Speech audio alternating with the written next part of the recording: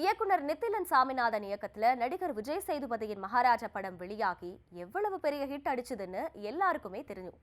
இந்த நிலையில இந்த படத்துல வில்லனா நடிச்சிருந்த ஹிந்தி இயக்குனர் அனுராக் காஷ்யப் சமீபத்துல அளித்த பேட்டியில படத்தை குறித்த முக்கியமான விஷயத்தை பத்தி பேசியிருப்பது வைரல் ஆகியிருக்கு.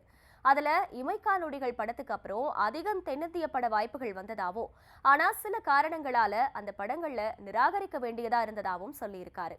சில மாசங்களுக்கு அப்புறம் அனுராக் காஷ்யப் கென்னடி பட போஸ்ட் ப்ரொடக்ஷன் பணிகள்ல இருந்தப்போ நடிகர் விஜய் சேதுபதியை அடிக்கடி சந்திக்க வேண்டிய நிலை ஏற்பட்டிருக்கு. அந்த சமயத்துல அவரு ஒரு சிறப்பான ஸ்கிரிப்ட் இருக்கு, அந்த கதையை பத்தி பேச உங்களை சந்திக்க படக்குழு முயற்சி செஞ்சு வந்துட்டு இருக்கிறதா சொல்லியிருக்காரு.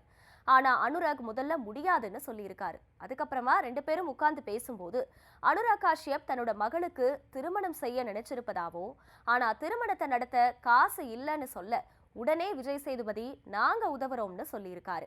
அதுக்கப்புறம் தான் மகாராஜா படத்துல அனுராக் காஷ்யப் நடிச்சதா சொல்லியிருக்காரு.